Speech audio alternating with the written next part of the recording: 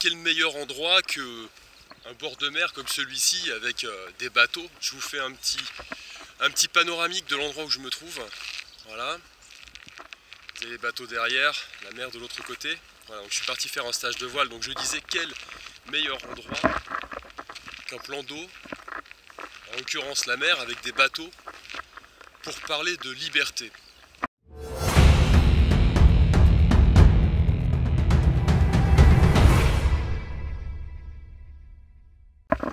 Alors ça peut être ma définition de la liberté. Effectivement, je me suis intéressé il y a quelques temps à la possibilité d'acheter un bateau, en fait.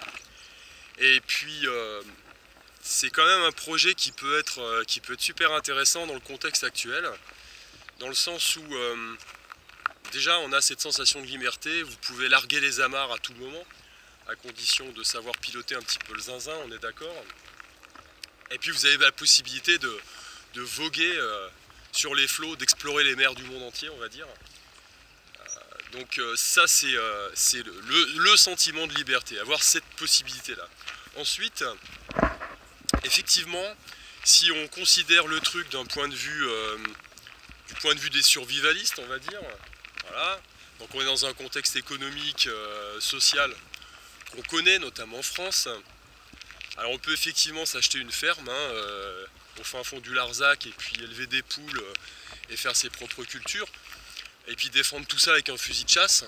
Donc ça c'est super, mais à condition de pouvoir protéger votre environnement, vos acquis et votre travail, parce que ce n'est pas évident qu'en situation de crise totale on ne vienne pas vous chercher vos propres patates. Les gens qui meurent de faim, bon, ils vont pas hésiter, quoi. Donc ça pose des problèmes de limite, limite déjà d'une part pour pouvoir être autonome au niveau alimentaire, ça me paraît un petit peu compliqué. Moi j'ai vécu à la campagne, j'avais des parents, des grands-parents qui avaient des champs, donc récolter des haricots, des patates et puis pouvoir espérer vivre de ces récoltes, il faut déjà des grands champs et puis il faut y mettre du temps. Si vous bossez, c'est quand même pas évident. Donc on est déjà dans une autre amplitude.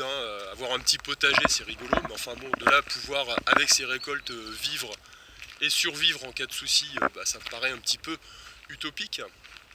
Et puis après, il faut pouvoir défendre tout ça. Imaginez-vous dans un contexte où vous devez protéger vos récoltes.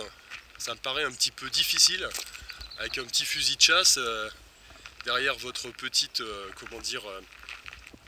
derrière votre petite haie, la petite haie de votre fermette, de pouvoir défendre ce que vous avez cultivé contre des hordes de gens affamés ou de brigands. Voilà.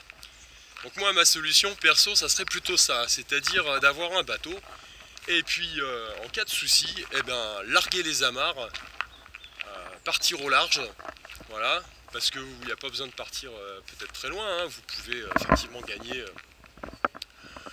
une île proche, par exemple, accoster à un autre pays, ou tout simplement prendre un petit peu le large, histoire que ça se calme un peu avant de revenir. Donc vous avez quand même des possibilités qui sont différentes. Voilà. Donc ça, ce serait, moi, à l'heure actuelle, ce serait plutôt ma solution.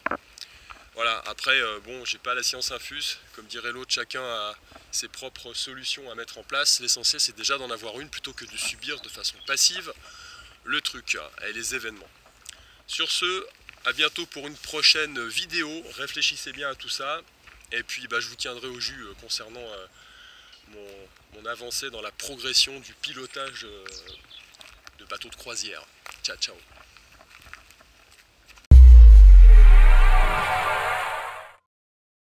Stage de voile, avis de tempête, on attend le vent. Ça c'est fini, on va en randonnée.